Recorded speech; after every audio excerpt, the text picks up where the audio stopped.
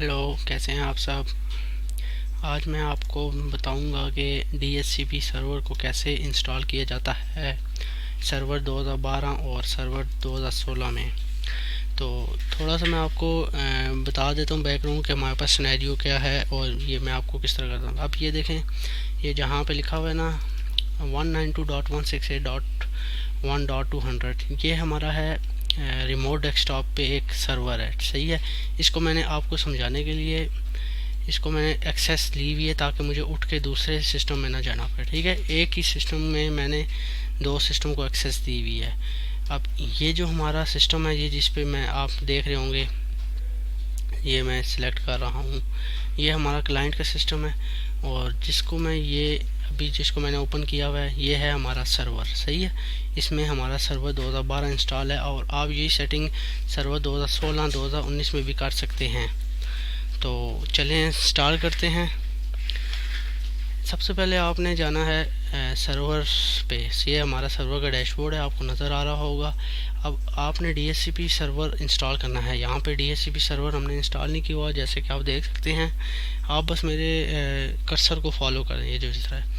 आपने जाना है मैनेज में, यहाँ पर ऐड रोल एंड फीचर्स पर क्लिक कर दें। इसको क्लिक करने के बाद आपने नेक्स्ट कर दें। ठीक है, ये आपको रोल बेस और feature base installation remote desktop service installation बताएगा। आपने सर्वर रोल्स पे आ जाना है। सर्वर रोल्स में आ जाएगा कि ये हमारे इतने किस्म की सर्विसेज होती हैं, इतने में हम बना सकते हैं। आपने DHCP सर्वर पे आ जाना है। DHCP सर्वर के आने के बाद इसको क्लिक करना है। तो अगर आप आगे आपको ऐड फीचर्स का ऑप्शन आएगा, ऐड फीचर करें आप, फिर इसको नेक्स्ट कर दें। That's it. एंड यहाँ पे आप एक और विंडो आ जाएगी, इसको कुछ करने की ज़रूरत नहीं है, आपने नेक्स्ट कर दें। देन फिर नेक्स्ट कर दें। ये अब पूछ रहा है कि सर्वर को रिस्टोर करने ज़रूरी नहीं है, अगर आप करना चाहें तो कर सकते हैं। तो मैं अभी सर्वर को इंस्टॉल नहीं सिस्टम को रिस्टोर नहीं कर रहा, तो डायरेक्ट इंस्टॉल कर दें। और अब ये इंस्टॉलेशन हो रही है, तो ये तकरीबन 2 से 3 मिनट चलेगा, तो इसका इंतज़ार कीजिए। अब जैसा कि आप देख सकते हैं कि हमारा सर्वर DHCP सर्वर इंस्टॉल हो गया है। लिखा हुआ कॉन्फ़िगरेशन रिक्वायर्ड इंस्टॉलेशन सक्सेसफुल। ठीक है, आपने यहाँ पे क्लोज कर देना है। और अब देख सकते हैं यहाँ पर DHCP का एक कॉलम भी आ गया है। अब आपने जाना है टूल्स पर। टूल्स पे जाने के बाद आपको नज़र आएगा DHCP के क्लिक करने के बाद आपकी ये दो विंडो ये ओपन हो जाएगी। और आपने कोशिश करना है, ये आपको एक बॉर्डर नज़र आ रहा होगा, आपने कोशिश करना है इसकी लेफ़्ट साइड पे सारा वर्क करें। जब आप थोड़े एक्सपर्ट हो जाएं फिर बेशक आप राइट साइड पे आ सकते हैं, नो प्रॉब्लम। अब ये IPv4 IPv6 है। अब आप जब शुरू करेंगे तो देखें आपके पास यहाँ पे कोई ऑप्शन नहीं आएगा। IPv4 पे आपने राइट क्लिक करना है। राइट क्लिक करने के बाद न्यू स्कोप। स्कोप मीन्स के आप न्यू एक ऐड कर रहे हैं। तो आपने यहाँ पे नेम रख लेना है, कुछ भी रख लें, जैसा कि मैं अभी रखता हूँ टेस्टिंग।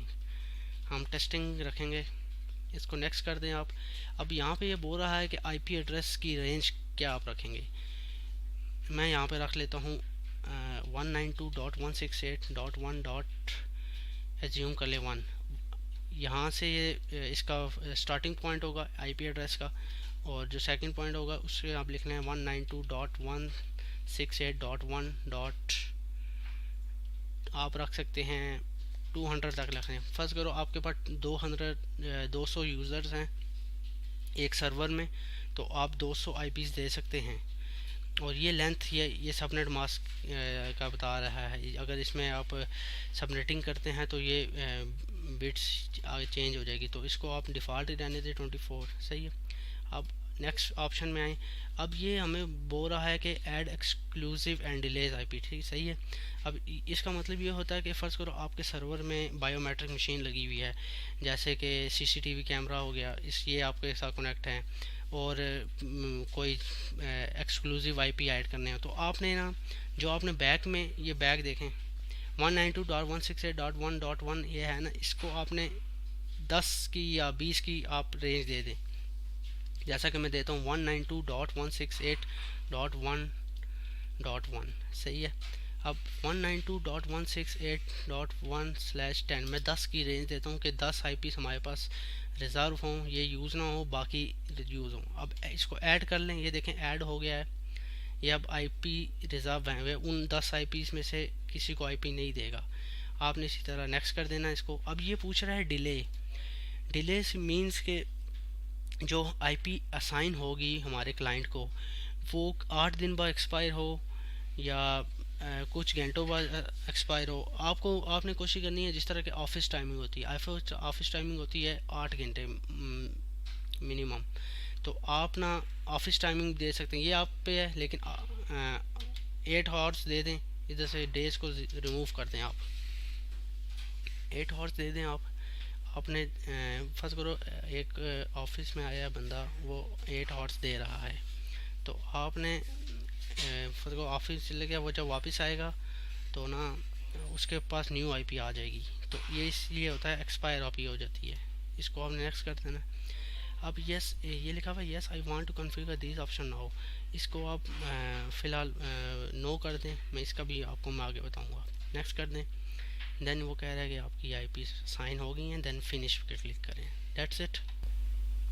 अब आगे ये देखें हमारे पास ये हमने दिया था स्कोप में एड्रेस पूल में आए, अगर आप एड्रेस पूल पे आप ये देखें ये जो फर्स्ट है ना, ये जिस पे फर्स्ट पे क्लिक किया हुआ है, ये हमारी है टोटल रेंज 192.168.1.1 से लेके 192.168.1.200, ये हमारी टोटल आईपी रेंज है।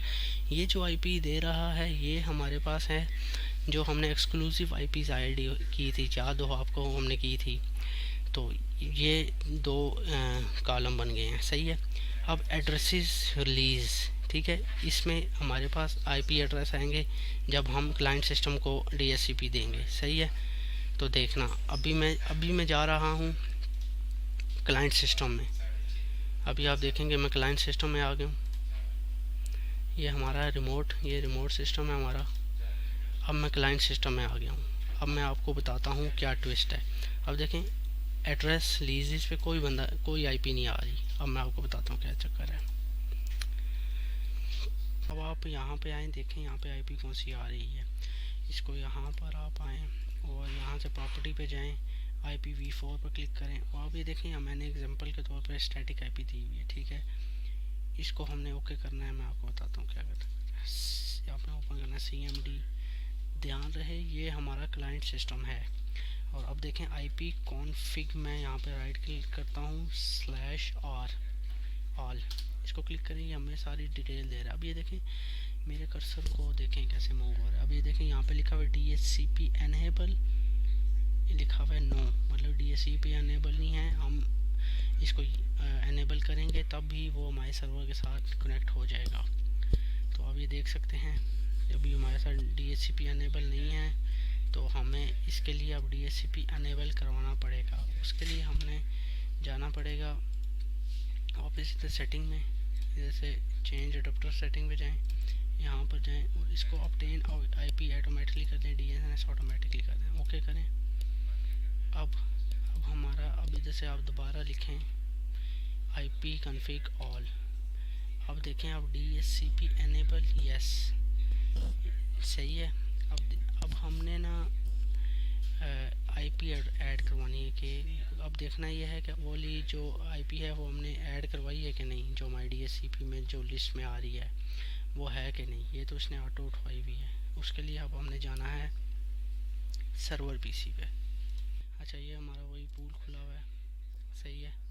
अब आपने आना है स्कोप ऑप्शन में। स्कोप ऑप्शन में आने के बाद यहाँ पे लिखा है कॉन्फ़िगर ऑप्शन, इस पे आप क्लिक करना है। तो आपने राउटर की IP देनी है ताकि हमारा जो क्लाइंट सिस्टम है वो इंटरनेट को भी एक्सेस कर सके। देखें राउटर का गेटवे देना है 192.168.1.1, ये हमारा राउटर का गेटवे है, इसको हमने ऐड कर दिया, अप्लाई करना है।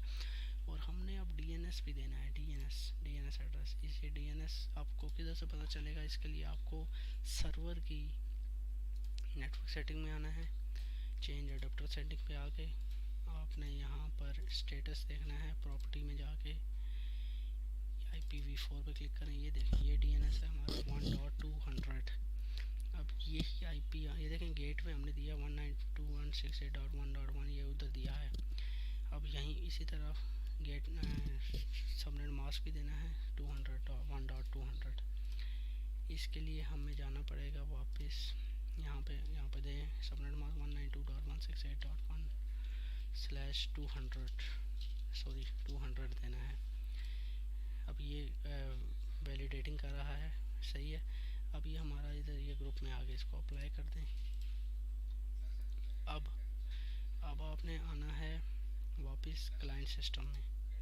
क्लाइंट सिस्टम में आने के बाद आपने IP कॉन्फ़िग रिलीज़ लिखना है।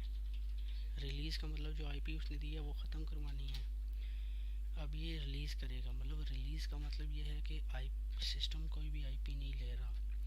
अब आपने दोबारा रिलीज़ की जगह रिन्यू करना है। रिन्यू से मुराद के दोबारा वो IP उठाए, ठीक है। अब ये रिन्यू करना है हमने, ये आपको नज़र आ रहा है। इसको क्लिक करें, विंडो IP कॉन्फ़िगरेशन लिखा आ रहा है, ये अब लेगा और ये आप देखें ये दोबारा से यहाँ पे इंटरनेट का आ गया। ये देखें यहाँ पे लिखा हुआ है इनएक्टिव, इसको एक्टिवेट भी करना है। एक्टिवेट, ये एक्टिव हो गया है। अब आपने आना है IP रिलीज़ पे, एक्टिवेट करके आपने आना है वापस क्लाइंट सिस्टम में। इसको रिलीज़ करना है, इसको रिन्यू करना है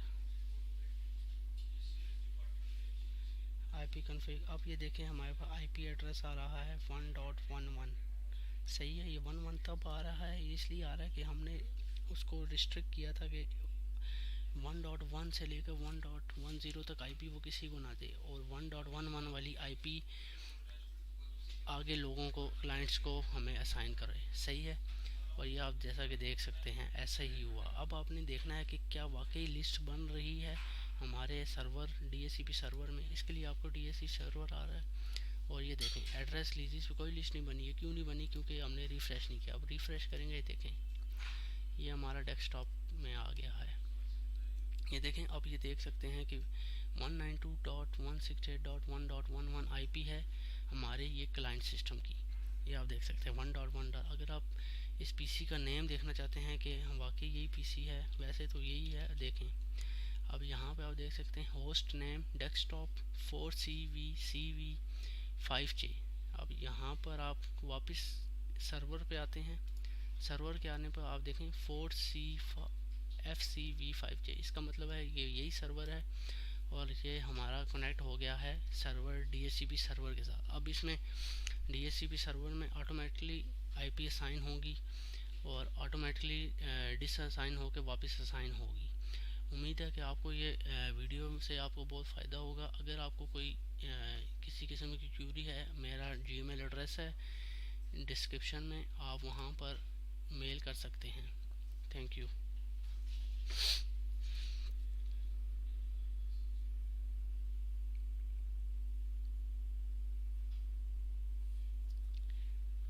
अब ये देखें हमारा इंटरनेट भी जा रहा है।